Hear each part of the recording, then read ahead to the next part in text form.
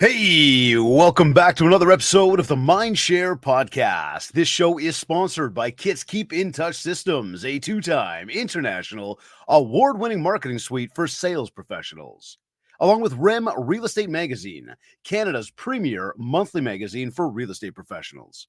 You can learn more about all of our sponsors by visiting my site, mindshare101.com.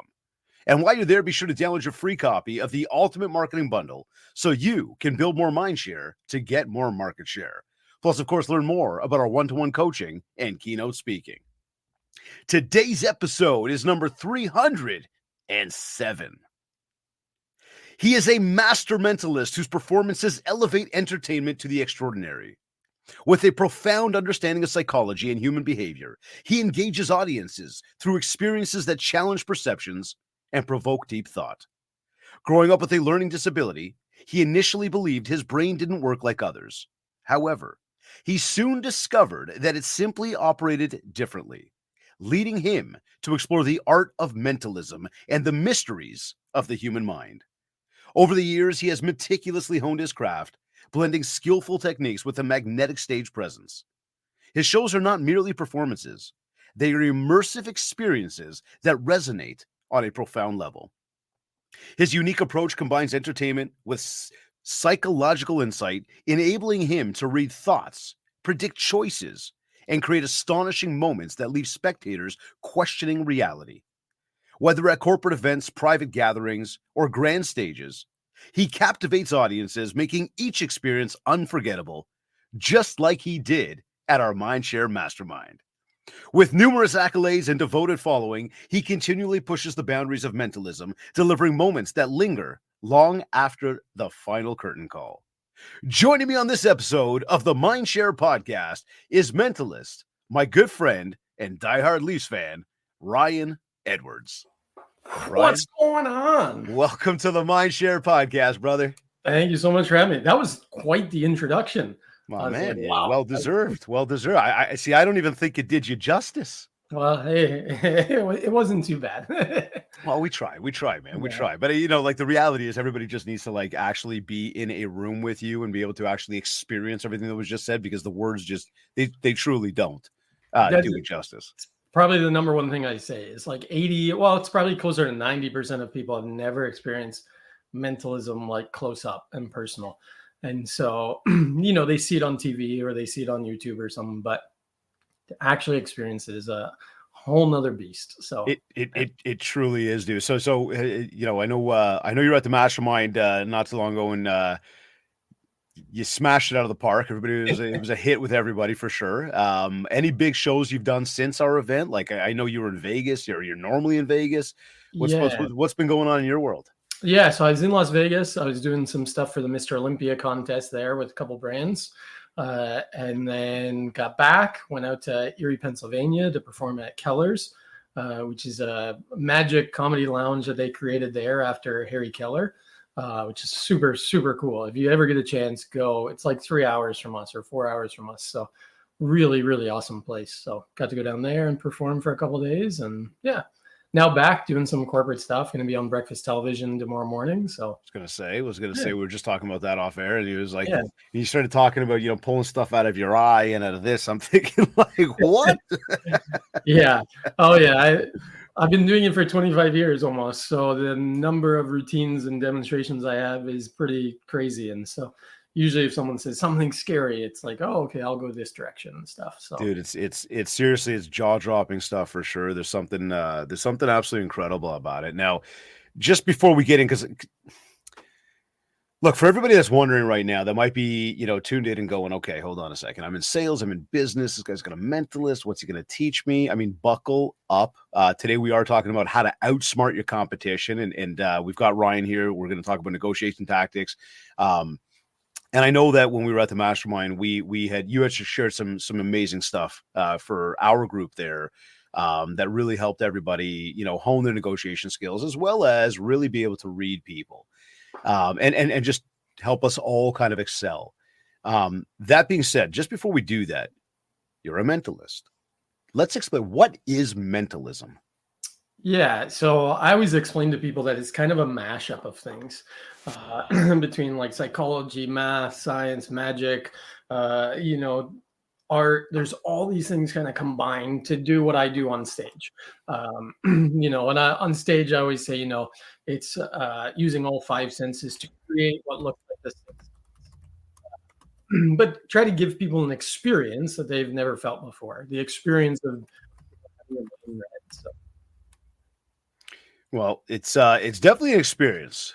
That's for sure. It's definitely an experience. And that's the thing that again, like, as you're sitting there paying attention to it and you're going, hold on a second, how'd you do that? I know that takes years. And I know, as I was reading off the bio there, there's this powerful journey of overcoming challenges, leveraging unique strengths, even what you mentioned about the way you thought about your brain and the way you thought about yourself. How did all of that really shape the approach to understanding other people? And I guess, what have you discovered about the power of perception? Yeah. So, I mean, it's interesting. I read a book a few years ago, and it was a great book. It should have come out like 25 years ago or 30 years ago or longer, but I think it was called Stop Doing That Shit. Okay. And fantastic, because it really questions how you perceive that the world looks at you, how you perceive yourself, and kind of things that you've told yourself along the journey. And we all do. I'm mentoring a kid right now and creating a new show for him. And one of the things he said to me was like, I suck at everything. And I was like, no, you don't. Like, you have 10 million followers on social media. You don't suck. And he's like, yeah, but it took me a long time to get there, right? It didn't come natural and stuff. Like, that doesn't mean that you suck at it, and we talked about all these different things. And I was like, man, you're so good at things that I'm not good at and stuff. But a lot of times as humans, we get triggered when we're kids. So for me, I had a learning disability, so I couldn't read and write very well. I was like way far behind other kids. And so, kids obviously growing up, they're like, oh, you're the dumb kid, you can't read and stuff. And so then I lived my life for the longest time thinking I was the dumb kid, and going like, oh, I can't excel in that area. I remember my dad, when I was a kid, I wanted to be an animator for Disney. I really loved drawing and stuff. Don't do it as much anymore, but I thought that's what I wanted to be. And I remember reading a newspaper article that said, like, to get into Sheridan, who kind of Disney handpicks from, you needed like a 90% average in school. And right then and there, I just said, all right, well, I guess I'm not going to be that in my life because I'm too dumb to do that. Because I believed what other people told me. And so I didn't excel at anything until I kind of changed my mindset. And now when I go on stages in front of thousands of people, my stage hands are more nervous than I am. And they're always like, why aren't you nervous? And I always go, well, because I know I'm the smartest guy in the room, right? Like, I'm smarter than everybody here. And so I just kind of flipped it on its head to go like, I'm not actually that dumb. I just learn differently than other people. And through researching and stuff, ADD, whoa, shiny thing. No. Where? But, yeah. Researching some of that stuff and meeting other people that had the same issues and stuff and chatting with them, what their issues were. I figured out ways. Like, I wasn't great at reading a book in front of a class because the words were small and I would skip pages or skip lines. And then when I started doing public speaking and I had it on this huge, projector screen, it was no problem to read. And I was like, oh, interesting. So my thing is that I'm having trouble following the lines, or my eyes are going to different lines and stuff. And so when I made it bigger, it wasn't an issue. And so it was kind of interesting to me. That's kind of what led me more into enjoying doing mentalism, to really kind of play with people's perception as well, but also then to empower people that they can do whatever they really put their mind to. They can overcome things that they've held on to for a long time. So. Well, see, that's what's curious. What gets me right there is, how did you flip that switch? Like, you go from saying, okay, I'm in school, I'm not going to read in front of people, and I'm skipping lines because I don't think I'm a good reader. And all of a sudden you're on a stage, there's words, and you're owning that. Yeah. What was that flip? Because, and I bring that up, right? Like, if we put in perspective, there's people out there, and I have these conversations often. I don't want to make my phone calls because I don't know what to say to people. I don't want to go out and talk to new people because I'm scared of rejection. I don't want to get on video because I'm not sure I like what I sound like or look like or what I'm going to say. I mean, there's always these holdups to, and those are just a few examples. I mean, there's millions of examples out there in life. They don't even have to just be business related. But you flipped that script for yourself, which what was going on in the subconscious. How did you do that? Obviously, there was practice to it, but it was practice yeah. for sure. Like I felt confident to go on stage. I remember the first time I spoke on a stage. I mean, we're going back, I was 18, so tomorrow will be 21 years ago, something like that, 22 years ago. And so I remember going up on stage and almost crying because I was like so nervous, like so shaky and stuff, and like just was terrible. Got off stage and was like, wow, that was brutal. I never want to put anybody through that ever again. Wow. And was like, all right, well, I just need to get better. And how do I do that? Is it more preparation? Is it feeling more comfortable with what I'm presenting or talking about? And, you know, like I was young. I was 17 or 18, something like that the first time. And it was a very awkward talk I had to do. Like the subject I was speaking on was super, super awkward for me. And so the person that asked me to speak did it because they knew that I would be a good speaker, but thought I'm going to give him the worst subject ever to speak on, because if he could speak on that, then he could speak on anything after that. And so it was very smart. I talked to him the following week and I was like, I hate you. But he explained his reasoning and stuff, and it totally made sense. And from then on, it wasn't an issue because I was no longer nervous about that, about being bad and stuff. And so, but I really think I had professors in university that, you know, were brilliant guys. One of the guys, they said he was like top 10 smartest guys in the world. And I was like, oh, okay, sounds good. But he probably couldn't tell me anything about the Toronto Maple Leafs. So I go, what deems him as really smart? I said, he's really smart in one subject. You know, it's very hard to meet someone that's very smart in the gamut of everything. Right? Because we're not experts at things. We want to be, but we're not. And so for me, it was going, okay, well, I'm going to become an expert in this field of mentalism. And now I know that no one else in the room is an expert at this.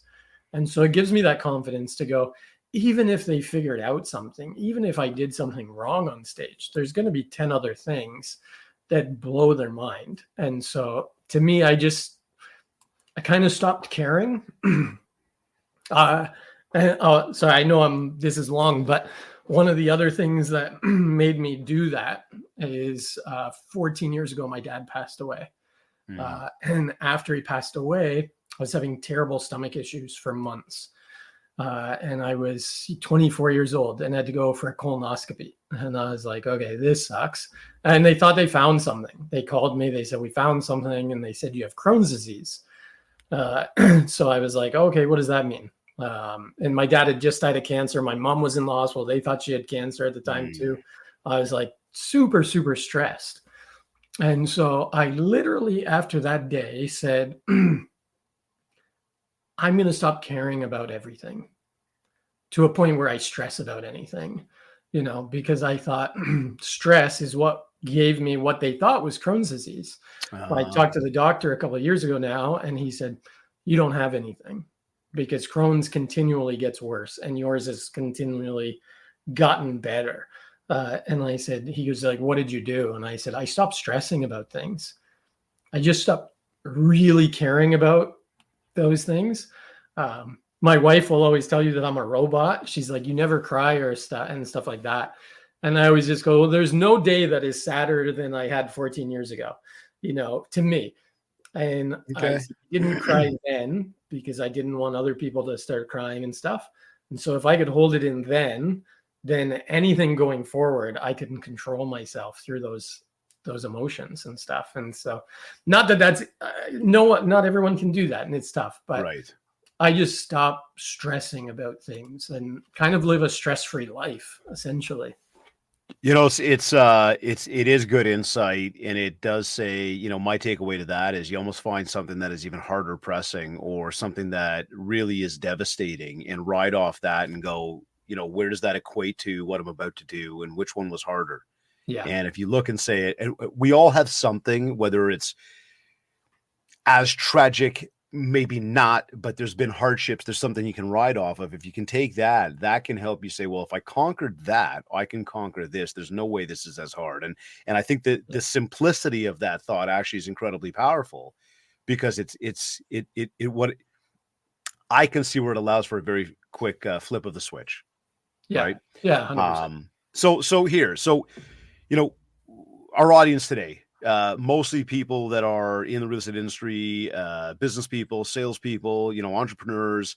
And as we look at this, I know one of the running themes that you and I we've talked about often, and something that we even talked a little bit about at the mastermind, and again, was this idea around active listening, right? And the importance of active listening, how crucial it is. Can you share some strategies for us for listening beyond words? Because again, a lot of times we're going to be at the table.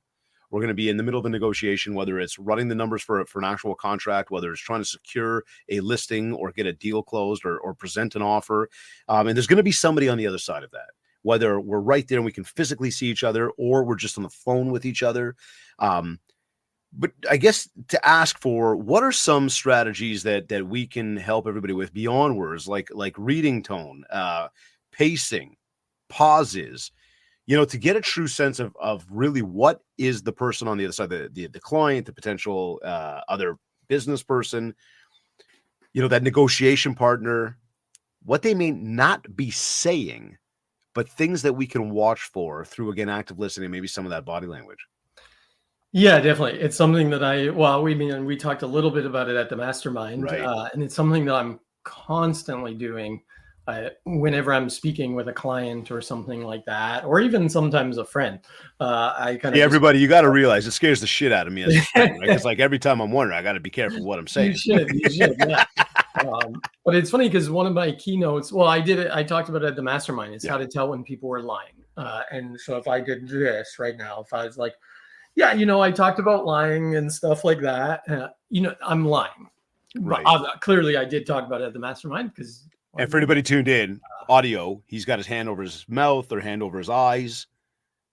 We see it a lot. People, when they're lying, they want to cover things up. They want to do something like this, or, you know, even like, oh, that's a great question. Whenever someone does that, what they're doing is trying to think of the answer in their mind, right? Giving themselves a few extra seconds to deliberate on the question that got asked and then go, okay, now I can answer this because I've formulated something in my brain. But yeah. So it's watching for some physical cues then. 100%. There's physical things I'm watching for when I'm speaking with people, especially one-on-one. But there's always times too, like if you're in negotiation, sometimes it's better not to look at the person that you're doing the negotiation with. It's the other person in the room that kind of knows what the deal is, because they're going to give you more information. Because that person that's delivering it has prepped themselves, so they feel really confident about giving the information, where the other person is a little bit more weary about it. They're like, I don't know. Maybe this deal is not going to go through. Maybe we could go higher. Maybe we could go lower and stuff. And so it's kind of looking at everybody around that whole situation and going, okay, I'm picking up stuff from this person here. And why are they doing that? You know, what, like, that's interesting, man. You know, so there's something to be said there, right? When like when we look at physical cues, well, okay, so what are some of the top physical cues? Because you just said the hands over the mouth or the hands over the mouth is a big one. Yeah, people will try to cover it up. A lot of people will gesture away from themselves. Instead of drawing attention to them, they're going to go like, oh, and look at this over here. Like, this is so great, because they want your eyes to go over here. Because people think when you're looking at someone, then they can just tell, right? And they always say your eyes are the way to the soul, right? And so they want people subconsciously don't want that attention on them. And so they gesture away a lot. They'll say, oh, come look at this, or come look at that, and I've had it with real estate agents in the past. Like I've bought some houses and stuff, and they want to make the sale at the end of the day, right? And some, whether it's good for the buyer or not, they want to make the sale because they know they got to put food on the table for their families and stuff as well. And so sometimes it's like, oh, this kitchen is terrible. Like, I don't want this house because this is bad. But then they're like, whoa, but look at over here. Look at the backyard. And just think, maybe down the road, you could put an addition on. You could do a renovation and stuff, which might be true. But a lot of times it's like, let's take the focus off of the bad and put the focus on the good, right? Which is a smart sales tactic. You don't want people to be negative around looking at a house. You want them to be positive. But it's a very quick thing that people do to go, oh, shoot, this is going south because the focus is here. Let's draw attention over here. And so we do the same with people. When someone is like, oh, it's not going well here, let me get the attention over here, right? So are to pick up on some of these subtleties, is it you want to be, would you recommend then you're better off actually seeing somebody either virtually the way we're doing right now or in person when you're trying to have those conversations? Can you still pick up on some of that on the phone? I mean, you're not going to see on the phone if I'm doing something to my hands or I'm pointing somewhere else or a hand over the mouth. Yeah, definitely. So over the phone, there's different things as well. So I'm listening for tone as well at that point. So if all of a sudden someone gets very excited about something, it's a tough one because obviously they can be getting excited about something. So it kind of has to come at a weird beat.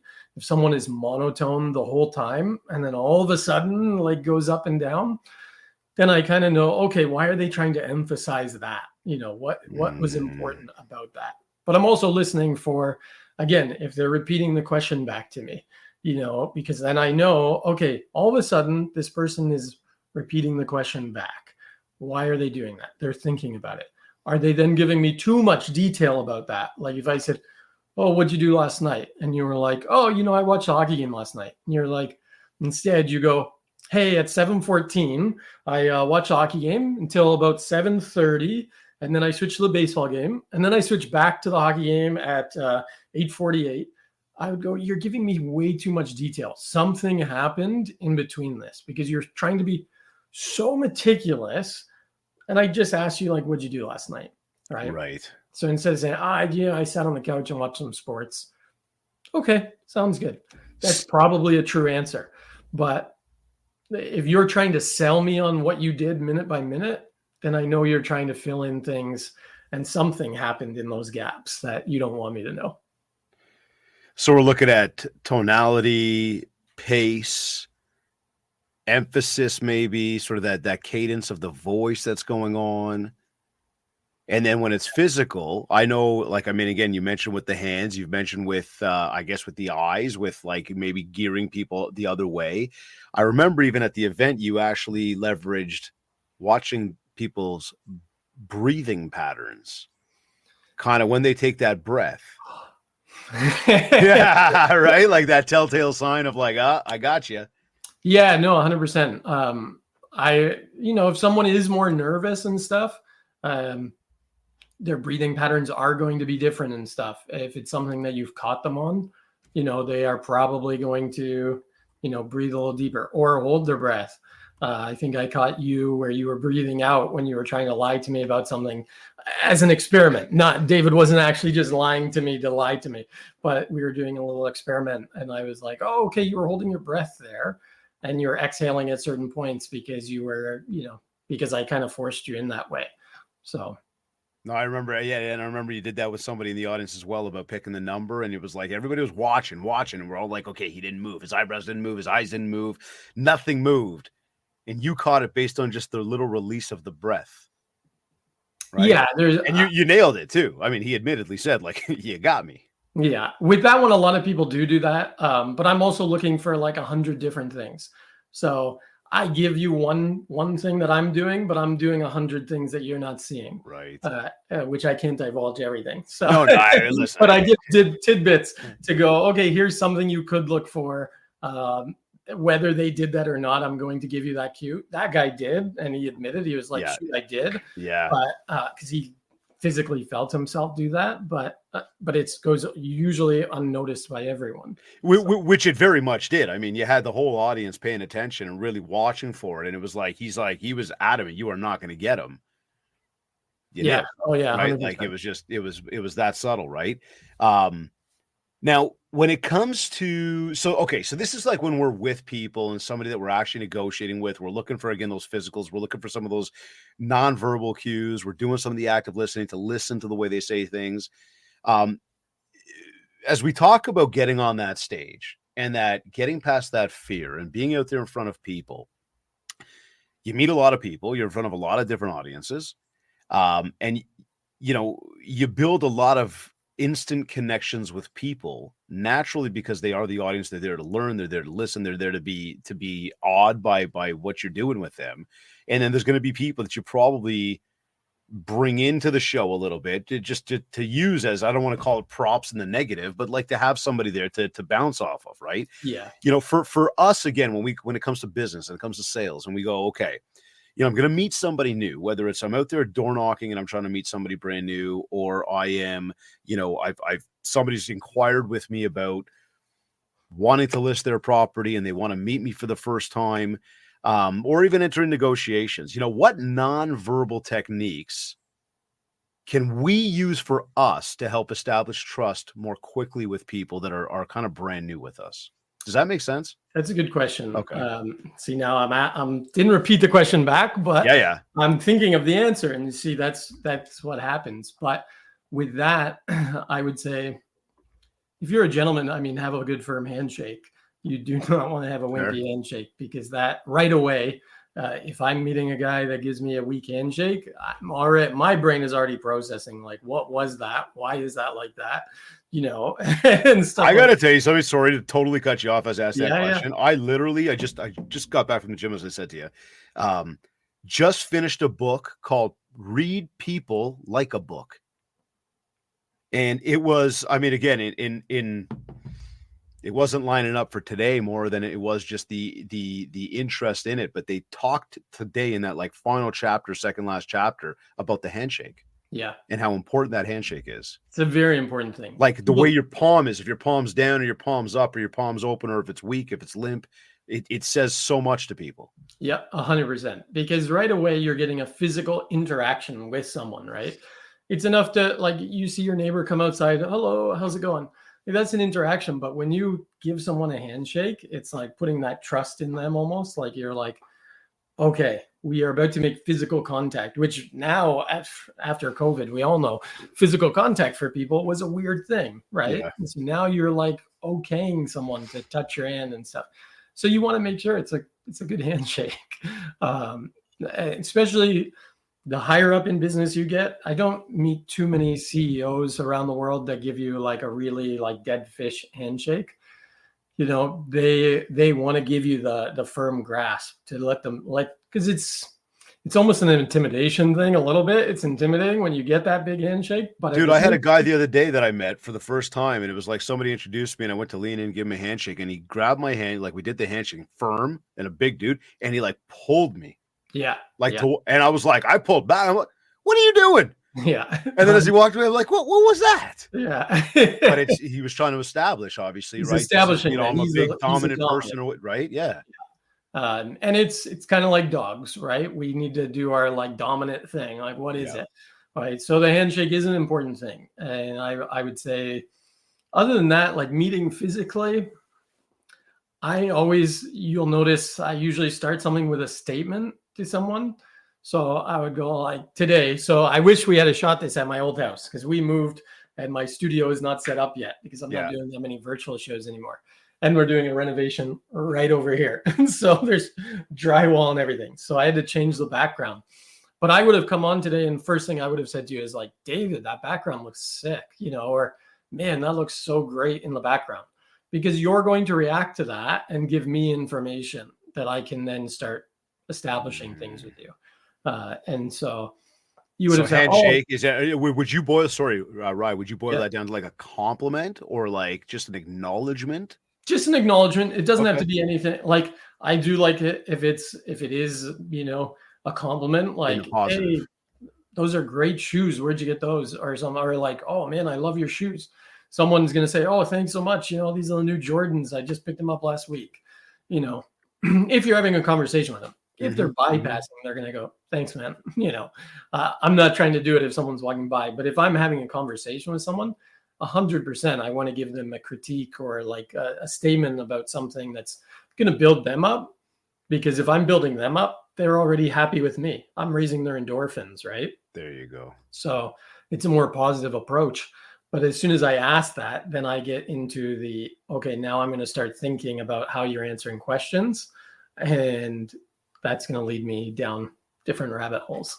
Okay, you see, and there it is, right? So okay, so this takes me to the idea of mirroring, right? And that, I guess the question there would be, what role does mirroring really play when it comes to negotiations? And I guess even more importantly, how could anybody that's tuned in really use this to make the person they're dealing with feel more understood and more comfortable without it feeling forced? Yeah, 100%. It has to come natural. I mean, obviously, if someone is, doing something really dumb, you're not going to do the same thing, Right. Fair. But Yeah. I mean, you can sometimes. I mean, if you jump off the bridge, I will jump off the bridge. All right. But I knew you'd wear a black shirt today, so I wore a black shirt. Yeah, there you go. Well, I kind of knew you'd wear a black shirt Yeah, today. I only wear black shirts, basically. It's one of those things where it has to come natural as well. But I always find, like, if you're standing talking to someone, a lot of times people will cross their arms, and everything that people said before about body language and like, oh, you're closing your arms, you're shutting them off and stuff, I don't think is true at all. I work out a lot. My shoulders are rough after lots of years of doing that. And so a lot of times I'll cross my arms because it's just a more comfortable thing for my shoulders and stuff to relax. So if I'm standing there and you did it, then that gives me the okay I'm going to do it as well. Right. And so by doing that, then we are kind of matching each other, and subconsciously that does things to us, like physically, like chemically inside of us go like, oh, this person is just like me. Right. And when that happens, it's building more trust right away. So I think it's super, super important. If you look up pictures of people mirroring, presidents and country leaders and stuff walking across the grass, and they all have their coat over their shoulders, is a very famous one. But why? Why is no one just carrying it under their arm, or no one kept it on? Everyone took it off, threw it over their right shoulder, right? Because they know they want that person to think that they are just like them. Right. I want you, David, to think Ryan is just like me. And so I want to hang out with him. I want to do business with him. I want to do everything because Ryan is like me, right? Is it because we're drawn to that, right?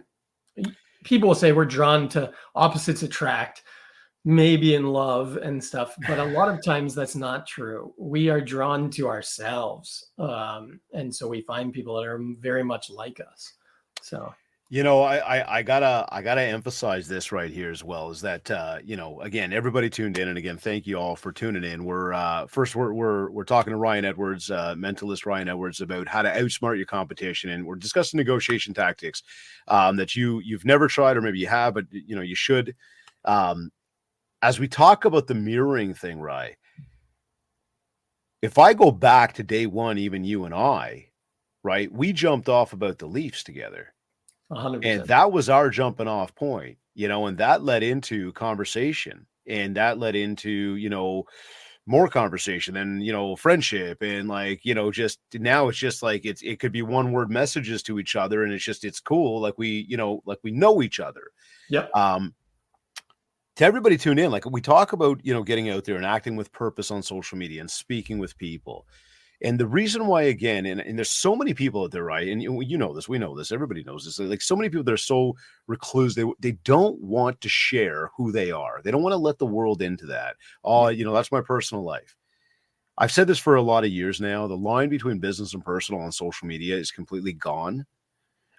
It really needs to be a lot more about the personal, about who you are as a human being. because that opens up the door to connect with other people. You know, I've shared the story about pizza and talking about pizza and pineapple on pizza many times from the stage, and how the entire room got involved in that conversation. You know, we talk about the Maple Leafs, talk about riding motorcycles, talk about, you know, I mean, family, birthday celebrations, which I know somebody having a birthday tomorrow. You know, it's, we look at these things that bring us together and say, okay, well, if I can get into social and I can start to learn who you are as a human being, and I can go, hold on a second, we got something in common here. Let's leverage that as a jumping off point to the conversation. We've already started to use some of these maybe mirroring tactics, some of these complementary tactics to begin to build some sort of rapport with somebody. 100%. You know, and just an emphasis to everybody tuned in. Like, if you're holding back for any reason, if you're thinking to yourself, why should I share more? Because the minute you start sharing, other people will start to see what you're about and go, wait a second, I like him or I like her. Oh my God, they do that too. Hey, let me ask them about that. Yeah. And you got a lot of things in common, right? It's like when I started building a backyard hockey rink during COVID. And seriously, I started building it. I didn't know what I was doing. Nice. To get some lumber, get some hammer, you know, hammer some nails, whatever, a tarp. But I tapped into all these groups on social, on Facebook, for like backyard hockey rinks, which there's a group for everything. Yeah, there's a group. Multiple groups, right? Do you know how many other people, though, that are like in the same industry as I am, be it potential clients or like colleagues that are in those groups already? And now we're talking about backyard hockey rinks. The next thing you know, you're like, oh, hold on a second. We're playing in the same sandbox. You build good rapport. So 100%. I actually don't even remember, I don't know if you did, how the Maple Leafs came up when we started chatting. Dude, it just did. And then it was like, that was our pinpoint to go, okay, we could be friends. I trust you. You're a Leaf fan. We're good. But look at, I mean, and like, all jokes aside, that's where opportunity presented itself on other levels. Like, I mean, there's the opportunity just as friends, there's the opportunity to talk more about sports and Leafs and something we both have a passion about. And then obviously it just opened up doors. Like, just because I'll say, you go, wait a second, I like this guy. Like, yeah, we could talk. We could actually hang like human beings and not have to talk business. Yeah. Yeah. But then that opens the door for the opportunity to do that. So the interesting thing, I'll tell a quick story. So I was a pastor for 10 years. Mm-hmm. And so I was at a small church in a small community, Caledonia. And so I would go and do everything that I could locally. So, I had a barber that was like 30, 40 minutes away. I wouldn't go see him. I'm going to go see the barber in town and stuff. I'm going to go and eat lunch at this restaurant and this one. Because often people would say, oh, we've seen you in here, or especially in the barbershop, people are like, oh, what do you do for a living? Right? Happens all the time with a new client. And so I would go, oh, I work at the church down the street. And they would go, oh, I don't know that church or whatever. And it's literally on the main drag in the town. Like, it's hard to miss. If you're going out of town, it's right there. But people didn't know it. And so I started a thing called Free Coffee Friday. And so on Friday mornings, we had a roundabout in the front of the church. And so we set up free coffee stations. So we had a mascot. This kid would dress up as a big coffee cup. And we had Tim Hortons like right across the street almost. Mm-hmm. And so we would tell people, oh, come on in. We'd have signs out on the street, free coffee, drive through. We'd get all these people that would come every Friday morning. And then as I started to go out in the town, I would say, oh, I work at this church. And they'd go, oh, the one that gives away coffee. And that was their sticking point, right? Because no one had ever seen a church do that, right? And to me, it was like just a no-brainer. It was like, okay, we need to be known in the community and show that we care about the community for the community to care about us, right? And so it's the same thing with everything that I do, though. It's like, I need to put myself out there for an opportunity for someone else to go, oh, yes, I do want to get to know this person more. And my street. So I moved here like almost a year ago now. Yeah. And people on the street are already calling me the mayor of the street. And there's been people that have lived here 50 years. But it's because I've run a community like a street barbecue with everyone already. And then just the other day, we had a chili contest out on the street. Nice. So we all made chili and everything. And I won the chili contest as well. Yeah, sure, you're the mayor. I'm the mayor, and I did the contest, so I won. It's questionable. The mayor, the only person voting. I mean, you know, there was only one vote, and that's all that mattered. No, But to me, and one of the neighbors said, I've lived here like 46 years and we have never done anything like this. And I said to him, oh man, and he was like, it's so great. Thank you so much. And I said, for me, it's about getting to know where I live, my neighbors. So if I'm away, I can trust that my house is going to be okay. People are going to keep an eye on things. But also if I need something, I now have a group of people around me that know things that I don't know. And, if I said, oh, the one guy worked for Bell, so I need something done electrical. Oh, hey, Wayne, do you mind coming over and taking a look at this? And for me, like, it just makes life so much better and so much easier when you can go, oh, I have all of these different people that I could put my trust in that are going to do a good job at this. But I had to put myself out there first to gain that. And if you don't put yourself out, if you don't let people know where you are, then don't expect people to run to you. Right. Like, and that, I think that's the biggest thing is a lot of times we wait for opportunity to come. We wait for people to go, hey, I want to sell my house. Well, how the heck do they know that you're even a real estate agent? Right. Oh, because you had your name on a park bench. Who cares? We drive by that. We don't even look at it. Right. I want to know that you're, the guy or the girl at my son's hockey game or something, or that you're involved in things that the community's doing and stuff. Because then I go, man, I see this person everywhere and not just your signs that you're paying for monthly, right? The person themselves. I see the person. And, this is a biblical thing, but it always said like your actions should come first. People should know more from your actions than just your words. And when your actions don't do it, then use words, right? So for me, like getting out and doing things is the most important thing. It's interesting though, because again, as I tie that back to today's conversation around these negotiation tactics, you put that in perspective and you think, okay, I've gone out there, I've done a fantastic job for others. My actions speak volumes about me. I'm already preparing myself because, again, typically speaking, in our world, 79% of what we do comes from repeat and referral business. People that have either done business with us in the past or people are going to tell people about us. So somebody's already setting the stage for you, whether you've done it for yourself and then it goes right to the person you're dealing with, or it goes through a third party. The stage is being set. And that is going to bode well when it comes to the negotiation side of things. If people can already understand where you come from, what your history is, understand more about you, hear some, good words from people, that's going to help you when it comes to negotiation. And that negotiation could be you're getting the deal, you're not getting the deal. Like you're the one that's going to get the listing. You're the one that's going to, never mind just the numbers. Yeah. Right. That's some important stuff there. Now, without crossing any lines, if I said to you, how could anybody, how could our audience who's tuned in, subtly guide conversations to keep things moving forward into their desired outcomes? Yeah, I mean that one takes a little bit of practice. It's tough because at that point, like, when I talk to you, I lead the conversation all the time. But it's because I know me.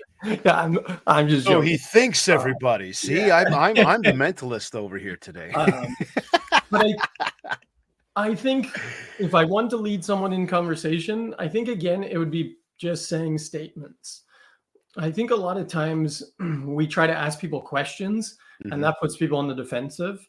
For instance, me and my wife had I shouldn't say this maybe, but last night I was on my phone a lot yesterday and she had the day off work. And so at night she said something like, it really bothered me or whatever that you were on your phone a lot and stuff. And what were you doing kind of thing. And then I got a little bit more defensive because I was like, I was doing work, you had the day off, but it's not my day off and right? And so by the end, I was like, okay, I need to lead the conversation in a different direction so that we end okay before we're going to bed, right? Because we never go to bed angry at each other. But, and this morning was fantastic and we had a great rest of the night and thing. But I think I tried to then lead the conversation into, okay, well, look, today was a bad day, but look at what we're doing tomorrow. Look at what we're doing this day. Here's what's upcoming. Here's what we just did this past weekend or the last couple of weeks and stuff, right? And it changed her mindset on, okay, I forgive you. I know what you're doing. You're doing work and this and that. And it changed the whole outcome of the whole talk that we were having, and she sent me a message this morning apologizing again, just saying like, I'm really sorry I brought that up. I know that you're doing work and that sometimes it's a stress relief for you as well. And so, which I try not to stress about anything. So it's one of those things where it's tough to go here. I can give you just one thing to go change the subject or leave the subject, but I would say it's making statements like just that quick little thing like, oh man, wasn't that so awesome last night? Like if I said to you, oh, I wanted to watch, or I wanted to get you talking about baseball, I may say that like, oh man, that home run last night, or that fan that took the ball away, man, that was crazy. And I just say that. You could answer back by saying, yeah, that was nuts, and leave it at that, right? But you're probably going to go, oh my goodness, yeah, I can't believe it. Did you see they carted him off? And then I'm going to continue that ball so that way it goes in that direction that I want it to, instead of going like, down exactly how you're saying and what you want to do, because at that point, it's tough for me to get out of. So if that makes sense. No, it does. Because a lot of times what we'll talk about, especially when you're making conversation with people, getting to know people, ask those open-ended questions. As opposed to a closed question, ask an open-ended question. This way, what it does is it gives somebody the opportunity to talk. Yeah. And then through something you said earlier, and you've taught us in the past, active listening, right? When you're listening to that answer, you can then either mirror that, or you can start to get that telltale sign of whatever it is road you're going down. They just shared some information with me, right? Yeah. In this case, though, what you're saying is it's not about necessarily it's not that we don't do the open-ended question, but in this case, this is actually a statement. And that statement could get me, because I'll tell you, right, when you brought up the guy with the ball, taking the ball out of Mookie Betts' hand, my mind started wheeling. And one of the first thoughts, and you're bang on, because one of the first thoughts I thought about, like, yeah, that was crazy. And then, as you said, carted off, I thought, yeah, and I heard he's banned for life. And part of what I thought about when I saw that was I watched the guy afterwards, like on like SportsCenter or whatever, like being like escorted out. This guy's got a hat on, he's got a Yankees jersey on, he had a pair of black sunglasses, and it's almost like, yeah, pick that guy out of the lineup the next time he tries to walk into the stadium. Like, right, banned for life, But therein lies, I had a lot that I was about to expand on with that. 100%. And now you could take that conversation down that road. And that's always a nice thing. Like I do it with my neighbors and stuff all the time. Like if I want information or history on something, no matter what they come to talk to me about, I know that I can go like partway through, even if it's partway through a conversation, I've been known to be like, oh, by the way, did you see that yesterday? Like that car that was on the street? And then they go, oh yeah, this was crazy. This was nuts or whatever. Right.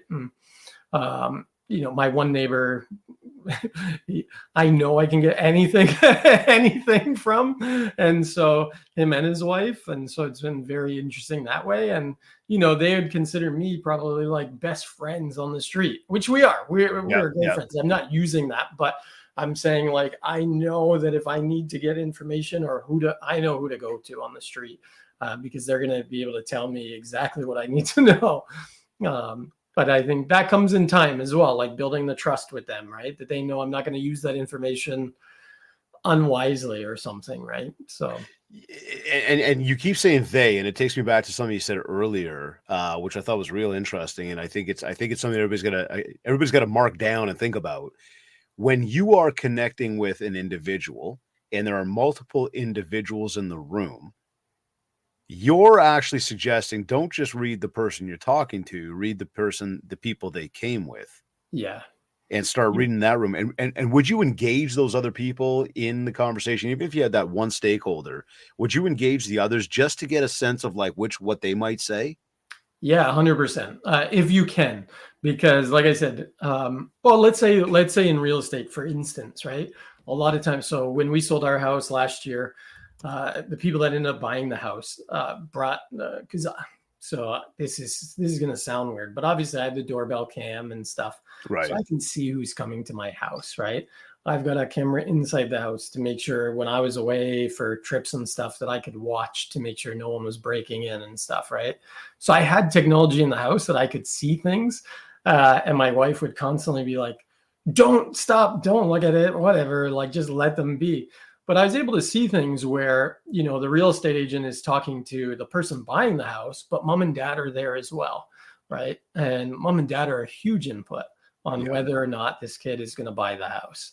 And so the real estate agent every once in a while would stop talking to just the people that were going to buy it and talk to the mom and dad, because at that point, if mom and dad back up the real estate agent, then there's a good chance that the kid is then going to go, oh, okay, these are two adults that are in agreement with each other. They've been through this house buying situation before. And so it builds trust with them as well.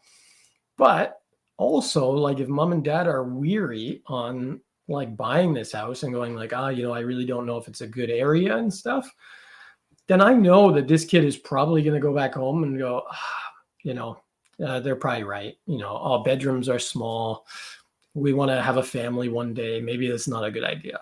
And so, you know, you can pick up on things when the other person is able to talk. And if that person, like if it's a negotiation and you're talking a lot of money, that other person could be really nervous because they may know that the person sitting in the chair is about to throw out a low ball, right? And if they throw out a low ball, that person behind knows, like, they're sitting there going, oh, crap. I hope they take the deal. They're not focused on anything because they have just, the worst part is just standing there being still and quiet, right? And so if they're standing there, then there's body language that they may be giving off to go, this may not be your best offer. Maybe you could go up more and stuff, right? It's interesting because I know, you know, again, we often talk in sales, you're going to have a decision maker, you're going to have an influencer, you're going to have a gatekeeper, right? So it's, you know, finding who those different parties are and serving up to each one of those parties to try to build rapport, to try to figure out where their mind's at, to think of where the thoughts are going. You know, you talked about body language before. Like if I'm speaking to you and I'm trying to get the deal and your wife's in the background, and all of a sudden she's got her arms crossed, should I be reading into that too far? Should I be looking at, you know, I'm looking for those cues that people can look at just as and start to practice when we're with people.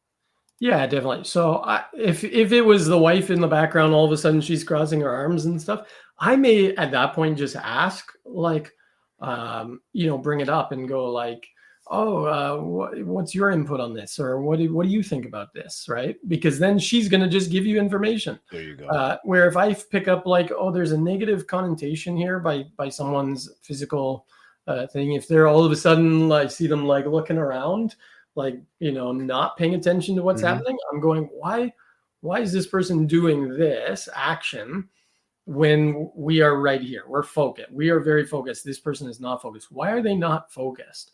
Are they uninterested with what's happening here?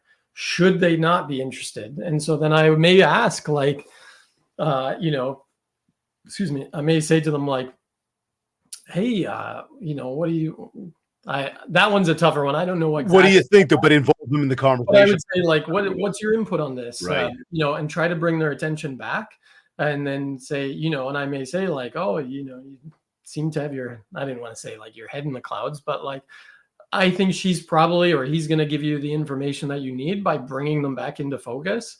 Because if they're not in focus, then it's like, why are you not thinking about this? Is this not serious to you?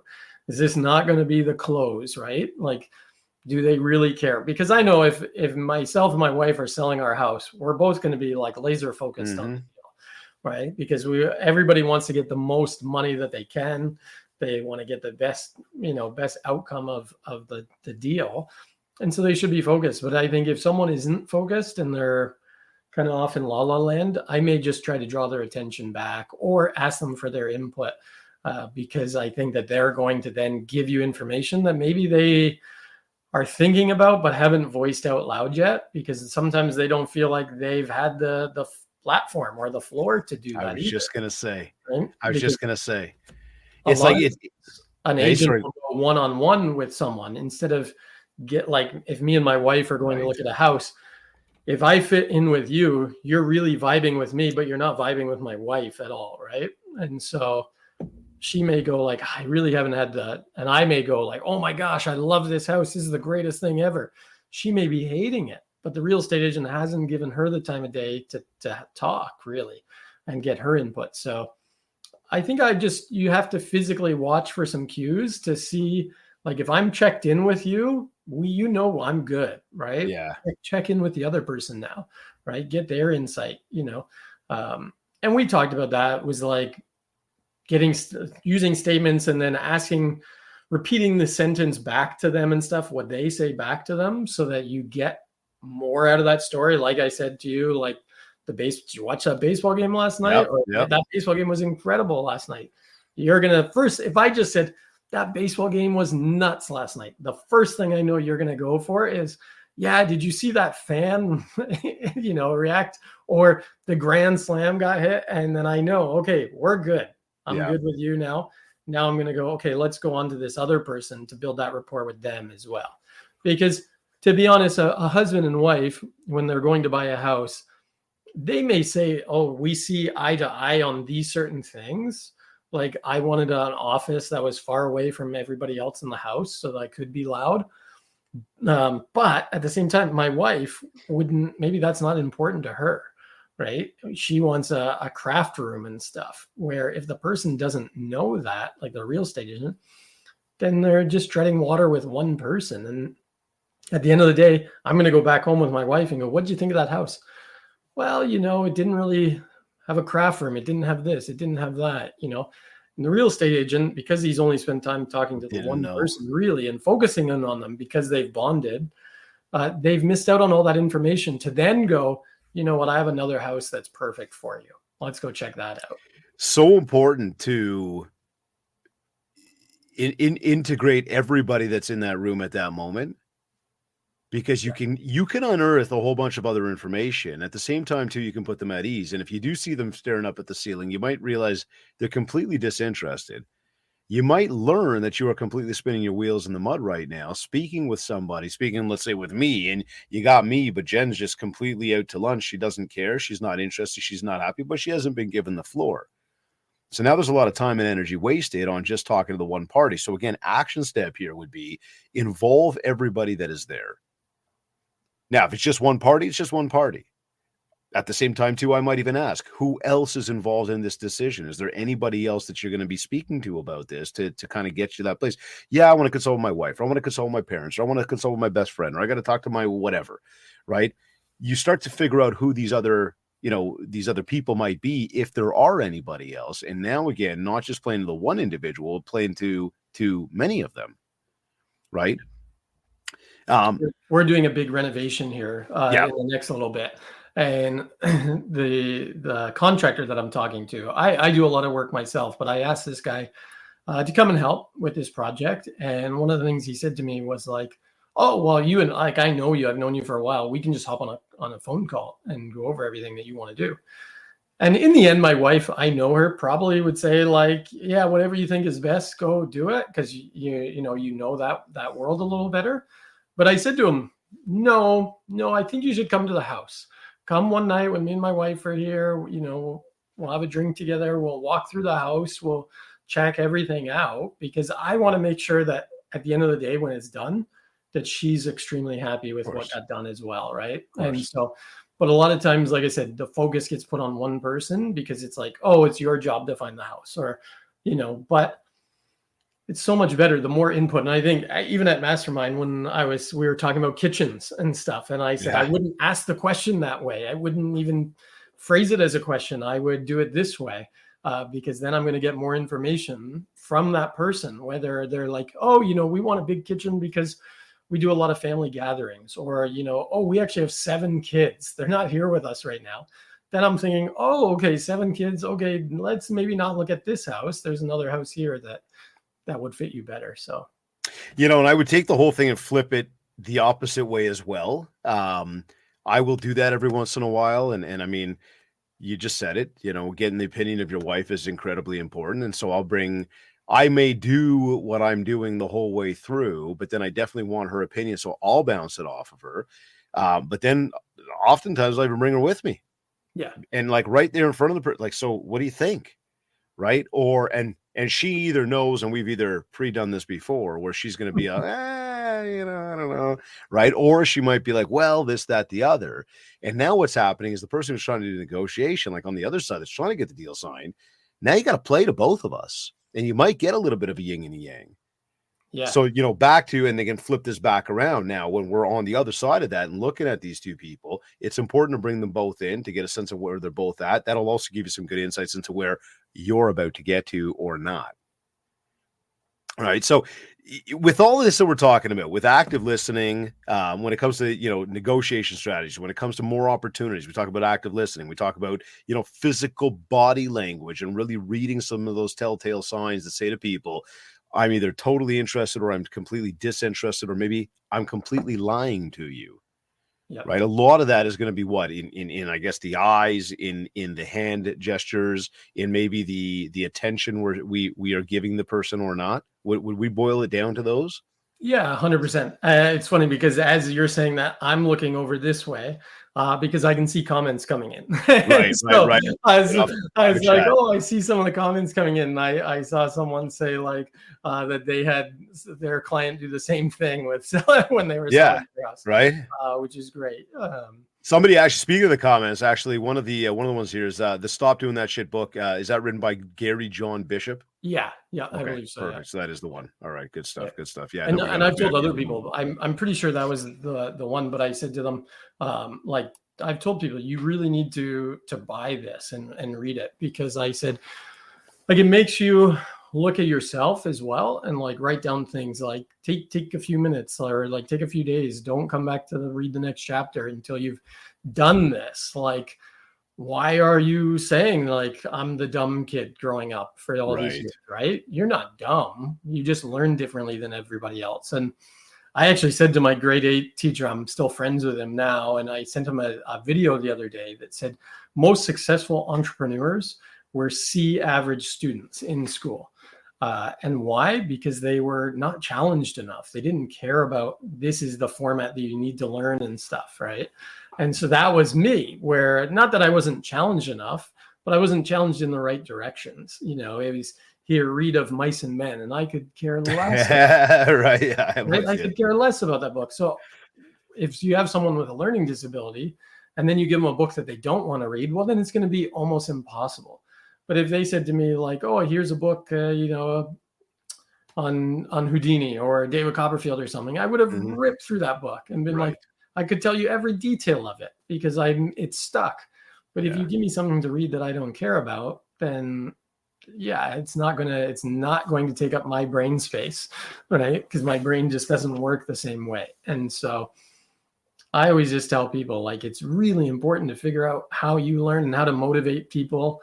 And Google does a great job at this. Is like, they were like one of the best places to work forever, because they made these environments that people could think on their own. And it wasn't like, we're going to put you in a box and here's your cubicle and sit here and think about this way and stuff. It was like, we're going to create game rooms and stuff. And like, if you want, like, go and do that, become creative and stuff. And so, the world, I think, in the school system especially, needs to learn a lot from that, because unfortunately, a lot of kids in my shoes get left way behind and then feel like they can never accomplish anything.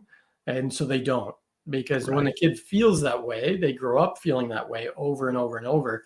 They just go like, in the end, I'm not going to be successful. And now I'll tell you, I'm more successful than any of my teachers and any of my classmates pretty much ever were, or, have been so far. And, and a lot of them message me and go like, oh my goodness, like, you're doing so great. I can't believe this. Like, super awesome. And I go, yeah, I never thought I'd be here as well. But it was because I kind of just stopped looking at myself as the dumb kid. So, this brings something up here that just, again, takes us back to this negotiation thing, where we've got this, people create this perception of us, or maybe have zero perception of us. And a lot of times, again, our audience is going to be not just talking to clients, but talking to a competitor and trying to negotiate a deal, trying to get something done. And there may be a predetermined notion of who the person is.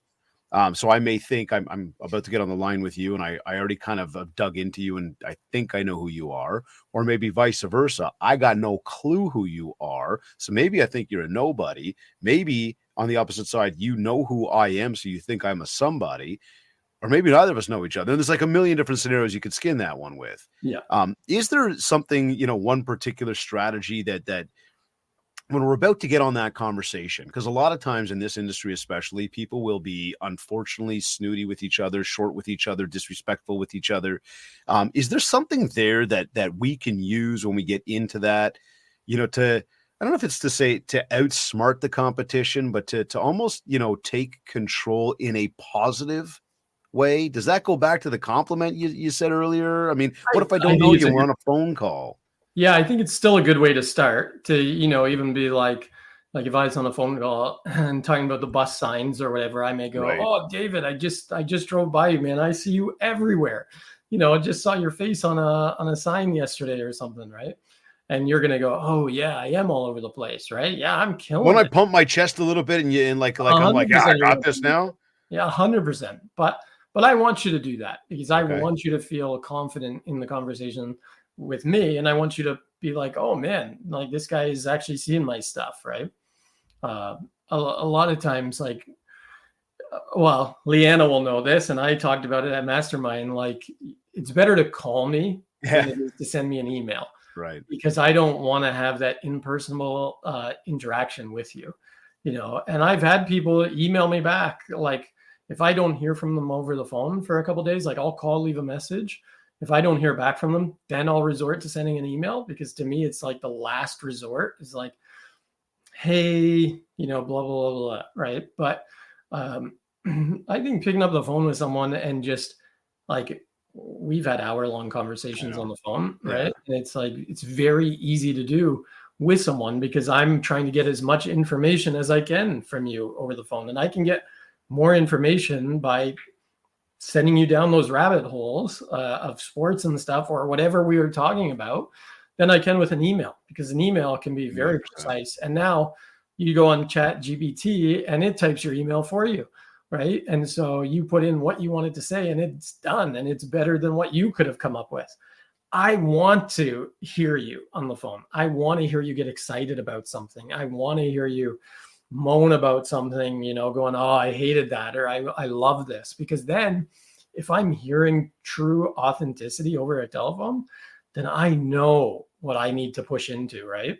And so that to me is the greatest thing. And like I have techniques that I use when I'm talking to people about transparency and stuff over the phone, where then I build rapport before I bring it up so that way they give me the information that I need, and whether they wanted to or not. But So this morning, Leah, my daughter, she's wishing her best friend a happy birthday on Snapchat. And she goes, "Daddy, look at what I put together." And she puts together this little, description. It's got like a slideshow of like pictures of them. And it says happy and then at so and so. And then, she writes the message. I'm like, "Oh, you forgot the word birthday." She goes, "No, Daddy, you don't write birthday." I'm like, "What? Aren't you wishing a happy birthday?" She goes, "Actually, Daddy, it should have been haps." And then with her tag. And I'm like, "You actually don't even write the word anymore? Like you don't even say it anymore?" She's like, "No." And I looked at Jen. I was like these kids are lost, yeah, right? yeah, But the power of picking up the phone, actually hearing somebody's voice speaking to people, it will tell you so much, and it'll share the sincerity. yeah. It'll open up opportunity. It'll allow you to make the statements and get them to talk. It'll allow you to ask the open-ended questions and get them to talk. It'll create that relationship. Well, and I said, I told people the first time we chatted, you sent me a message on Instagram. You saw one of my videos, and we're like, "Hey, man, that's really cool." And you said, "Look, I run this thing." The first thing I said to you is, "I would love to hop on a call with you," Yep. Yep. uh, because I didn't want to send messages over Instagram. Yes, we have, of course, continue to do that, but for me, I was like, I want to hear this guy on the phone because I want to hear authenticity in his voice. I want to know that I can trust him. I want to know his experience. And then, I'm able to bring things up. And that's probably how we got on the Leafs thing was For you sure, probably man. called me and I said, hey man, I'm just watching a Leaf game right now. Like, what do you want? No, but it's interesting. You But- see, like, and you had a method to the madness the whole time, Yeah. Oh, right? But again, and no, look, grateful that you did, because it obviously led us to where we've gotten to, yeah. right? But it is that, and I think again, this is another emphasis to everybody who's reluctant to pick up the phone or have that conversation. It is super powerful. I always say, like, I want my clients, that anybody I deal with, to not be considered a client, Right. but a friend. Yep. Right. And so, I worked in car sales for 6 months while I opened my business. And one of the things every sales guy would tell you is like, they're not buying the car, they're buying you. And at first I was like, well, no, they want a certain price and they like the car. And so they are buying the car. But after a while, you really learn that they kind of are buying you, because it's the experience, that you give them, right? And so if they don't trust you right away, then they're probably not going to deal with you, right? If you look shady, they're not going to deal with you, right? And so for me, it was always about communicating with people and getting answers to things without bothering them with asking the questions. So if I'm talking to you, I don't want to say to you, like, how many bedrooms are you looking for? Do you need a garage? Does it need to be attached? Does it need to do this? Does it need to do that? I would rather learn, oh, you like doing, work on your car on the side. Oh, you have a classic car. Okay, so a garage is definitely an important thing to you, right? Oh, you have 3 kids. Okay, so you need at least a 4 or 5 bedroom house, right? Oh, you have dogs? Oh, perfect. Okay, well, let's look at this. You need something with a big backyard, probably some green space and stuff. I want to learn that information without asking you those questions. Yeah. And I think if you can do that, then you're way, way, way ahead of everybody else. And let's be honest, in business, you just have to be 10% better than the next guy to get all the deals, right? And so if I can be 10% better, I know with me not asking you questions and being a pushy salesperson, I'm going to be 100 times better salesperson than the next guy, because the next guy is going to go, here's my CRM. Here's all the questions I need to fill out, or you're my lead on my website. I need to get all these details from you. I've had conversations with people that have gone way crazy about like childbirth and everything else, and, crazy stuff, to come back to like booking me for a show or booking me for a right? Here we are talking, but it's rapport. But it's rapport, and we are laughing and crying. And now I know when I reach back out to them, I can go like, oh man, I gave so much more thought to that. Or, oh man, you had me laughing for 3 days about that. And again, it's just rapport building. And by doing that, you're building trust. And what I talked about at the conference as well was like, by active listening, you understand. And I think with real estate, gifting is one of the biggest things that you can do, right? And if you can show that person that you really know who they are by the gift that you gave them, instead of your crappy, like, here's my gift I give every single person, it's just night and day, the difference that's going to make for referrals and stuff. So it's the importance of connecting with people. 100%. So question for you. You do some awesome stuff. You are at all sorts of amazing events. You wow the shit out of like everybody that's seen your stuff. It's amazing stuff. And it's obviously got to be an incredible feeling. As you come home at the end of a day from whatever you've done in a day, how do you know that it's been a successful day for you? It's interesting because this is where the conversation led to yesterday with my wife. And I said, I was working today and sending a bunch of emails and texts and stuff back and forth with people. But I said to her, twice, I said, I didn't go down to my office at all, though. I didn't lock myself in the office all day. And we went out in the daytime, and then we went out at night and stuff, and went shopping and did some stuff. And I said, to me, that's success, that I'm not like pinned down going like, I don't have time for anything else. For me, I love to be out and about. And I say to my wife all the time, like, oh, you have tomorrow off. What do you want to do? What do you want to do? It's not what I want to do. Yeah. I want to be able to provide for others, my wife and son, and be able to go like, yeah, you want to go to the falls? Yeah, let's go to the falls. You want to go to Vegas? Yeah, let's go to Vegas. I want to know that to me is success, but also that I've built relationships. You said most of your business comes off referrals. So does mine.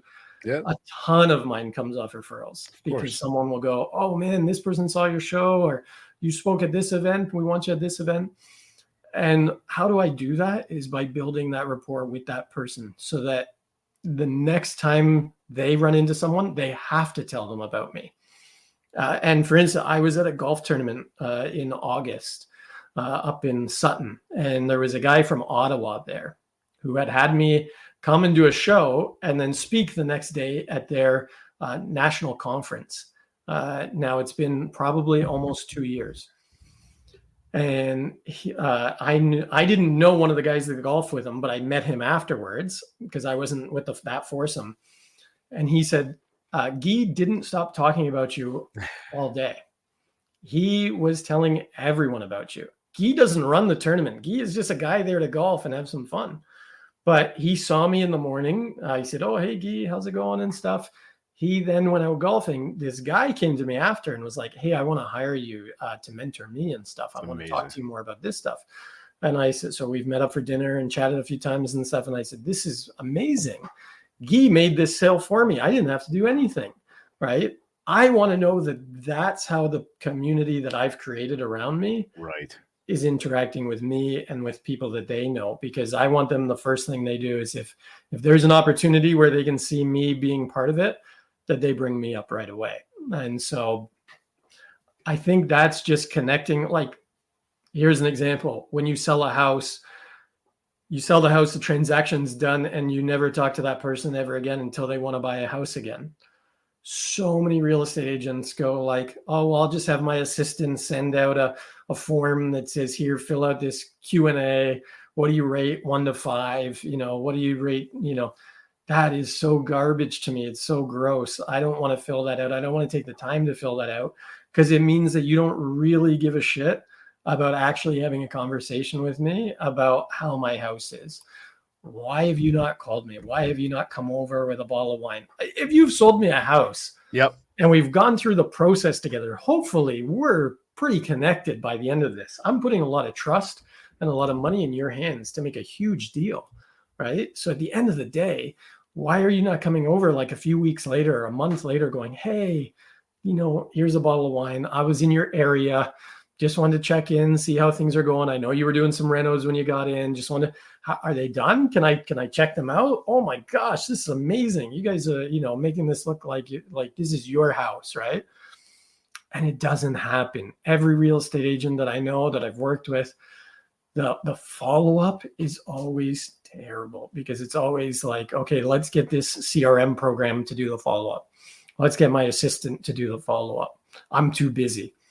You're not too busy to pick up the phone for 5 minutes and go like, hey, just wanted to check in. And I know that because there's real estate agents that I would consider very busy people at the MindShare that said, I don't know what to do with my free time, right? And it's like, just do follow-ups. Take that time. Build rapport with that person because you don't know when that person is going to have a conversation with another person. And that other person may go, yeah, I'm going to start looking for a house. If I haven't talked to the real estate agent in 2 years or 3 years and they haven't followed up with me at all, just to see, hey, just want to check in. How's things going in your community? How's the street? Am I going to think of them right away and go, I need to tell them about my real estate agent because he's the best or she's the best? Probably not. No, good words, man. It's funny. I was going to ask about that repeat referral stuff, but hey, I mentioned this before, and I'm gonna be more forward with it. Tomorrow's your birthday. Tomorrow is my birthday. Now I know you know that. I do know that. I wanted to remind you. I can see tomorrow is a yeah. See, I'm working. I'm practicing right here. Good. I can see these things. But October 31st, man, go figure. Yeah. There's something just interesting about the fact that your birthday happens to be October 31. With what you do for I don't know. It's also the day Houdini died, which is a cool thing. Or was he reborn? Oh, maybe, I don't know. Hey, what are you doing to celebrate tomorrow? Actually, one of my buddies is going to come over. My son is 2 now, and so we can finally kind of get him in a costume, and he knows the neighbors and stuff. So we're just going to bring the boys door knocking to get some candy for dad. But that's probably about it. Nothing too crazy. I'm doing breakfast television tomorrow morning, and then that's where I was going to go with it too. You're on breakfast television tomorrow, eh? Yeah, I think it's 9:35 tomorrow Live morning. in studio.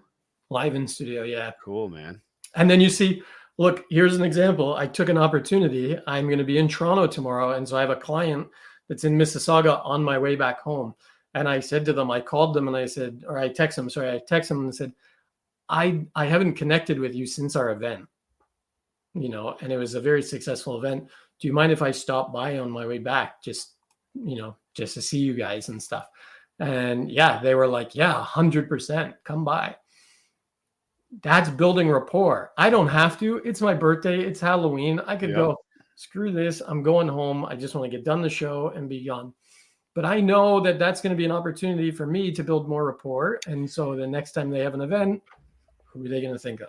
You know what, man? I'm going to tell you something. I had a meeting yesterday that I went to with some people. It was fantastic. And after that, I was invited to go to an open house for something. Not an open house real estate, but an open house for something else. And I kind of hemmed and hawed about going based on the fact that, traffic. No joke, right? Traffic. I had to go south. Like, this wasn't even like I'm going to go back north. Like, I had to go south and then know that I was going to battle traffic back. And so I was hemming and hawing about the whole thing. But as we know that it's a people business, I did it. I went there and I ended up bumping into so many different people I knew, people that knew me that I didn't know. And I bumped into one individual who I had never known. She knew me. And we sat and talked for about 40 minutes. We've got a follow-up meeting coming. There's a big opportunity coming out of that. Would have never happened if we didn't take a moment to go again and connect and be people. Nice. So my man, I've got, for everybody that's on the live right now, I've got Ryan's handle for his Instagram up on the screen here, mentalism.ca. If you're listening on any one of your favorite podcast platforms, make sure you check him out, mentalism.ca on Instagram. Again, we connected because I was just scrolling, doing the aimless scroll, and just saw some stuff that blew my mind. And no joke, everything that we've talked about today, very much around rapport building and relationships, has been, couldn't be more true in terms of how we connected and just the way the friendship, the relationship is built out. And it's got nothing to do with, monetizing or anything else. This is truly about, two people that have something in common, connecting with one another. And again, as you tuned into today's episode, as we talked about how to outsmart your competition and negotiation tactics you've never heard of, take a lot of what was shared today and really internalize. There's a lot of meat and potatoes that were shared. As you start to break it down, maybe re-listen, start to write down the tactical stuff, and try to really leverage this stuff the next time that you are in front of people. So I really encourage you guys, everybody, check him out. Make sure you really find out more about Ryan. Ryan, you're doing some fantastic stuff, man. Any final words of wisdom you want to share with anybody just before we tune out today? That's a great question. I had to think about it. Well, last word of advice. This goes back to treat people how you want to be treated, right? Give people the time of day if you want the time of day. If you're a real estate agent, treat people how you want to be treated. You would want the red carpet out if you were going to look at a house, right? You'd want them to understand what you want, what your needs are and stuff, and really work on finding that. A lot of times when you work with an agent, it's the person. I haven't found too many times where the agent goes, hey, I found a perfect house for you. Here's a few. A lot of times it's, oh, hey, I'm sending the agent the houses I want to go and look at, which makes sense. But that kind of just means that the agent doesn't really know me that well either, because then they're not taking that upon themselves to go, hey, I just found this, or this is off listing right now, but I think this might work for you. And it's okay to get it wrong, because if the house is out of their price range and stuff, it's okay to go and look at houses like that to build the rapport, but also to get more information to learn about what they're really looking for. So always, always, always just listen to people. That's what people want the most in life, is to be heard. So give them the opportunity to be heard. Some great final words, and I have to ask just before we take off, because again, our VIP room, we got a question here. Any book recommendations just before we sign off that you might want to share? Just something off the top of your mind. I know we talked about the one off the top of the conversation today. I'm a huge audiobook guy. Yeah. So let me pull up my phone here. I can give you a few. They're looking like body language or just general stuff maybe that you say, hey, pick up this one too. Yeah, there was a new one that I was just actually not a newer one, but let me. I'm going to throw in there as you're doing that, because that was the one that I just literally finished, was Read People Like a Book. Yeah. By Patrick King. 100%. So it's funny because now with what I do, I don't really study it anymore at all, almost. And so people are always, because I do it every day, right? And so that to me is the practice that I need to pick up on things or to learn. Makes sense though. Yeah. Or to change the way I'm saying things is really that. So a lot of times I read books on business. And I've probably got, there's like 40 audiobooks here, or 50, for sure. 49 audiobooks. You got one that stands out to you as you go through that? One that does. I'll give you two. The Third Door, because it's a fantastic listen as well. It's a story about it's something that I really take to heart as well, is like there's always a third door. Like there's the yes and no, and then there's always a way in. Right, whether the door is locked or not. And so this is a story. By Alex Banayan. I read that one. Fantastic. It's just a great listen as well. I listened to that one. And then the other one I think I've mentioned to you, and I know you've read it, is Blue Fishing. Oh yeah, by our buddy Steve Sims. Blue Fishing is so great because it really shows you, like, if you go the extra 10% and don't if someone said to you, like, if you notice that the kid loves swimming, like the people's kid loves swimming, but they are looking for a house without a pool or something because they can't afford it. And then you found a place with a pool because you realized that their kid loves swimming and stuff. The people are going to, and you mention it like, oh, you know what? I noticed last time you were taking your kid to swim lessons after. That's why we couldn't meet. So I actually found a place with a swimming pool because I thought that would be so awesome for you guys, That just shows the client, again, that you're listening to them, but it's going that extra little bit, right? And going like, I think I could get them to come down in price a little bit. So that's cool. Steve's actually a buddy of mine. He's been on the show before. Yeah, he's a good dude. I would love to meet Steve because he's cool, man. He's pushed me in what I do just to be better than everybody else, just by a little bit. That's all it takes, just a little bit. You know what? Well, we're going to make that connection. We're going to do that. I'd love it. Right. Thank you, bro. Thank you as always for all of your time, all of your insights. I can't thank you enough for making the time today and just sharing everything on the show. And a huge happy birthday to you, brother. Thank you, sir. Enjoy, man. I'm getting old. Yeah. Hey, we're getting a year younger every time. Yeah, you're young. Exactly. You're younger. Once again, a big thank you, bro. No worries. Anytime. You are either listening to this on one of your favorite podcast platforms, or maybe you went to my website, mindshare101.com. While you are there, be sure to learn more about our one-to-one coaching, group training, keynote speaking, and of course, download your free copy of the Ultimate Marketing Bundle so you can build more mindshare to get more market share. Of course, for all inquiries, just get in touch with us today. Don't forget to leave a review of this podcast at www.ratethispodcast.com/mindshare101. Go to Spotify, go to iTunes directly if you'd like. I'd really like if you go over there and just a nice little review. Dave's the best. His guests are amazing. Big 5-star for the show. You're so great. You're so kind. Thank you. But seriously speaking, take a moment, ratethispodcast.com/mindshare101. Super grateful. If we haven't yet, let's connect on Instagram at David Greenspan 101 and on both Facebook and TikTok at MindShare 101. I want to thank Kids Keep in Touch Systems and REM Real Estate Magazine for sponsoring this episode of the MindShare podcast. This has been another episode of the MindShare podcast. Thank you for tuning in.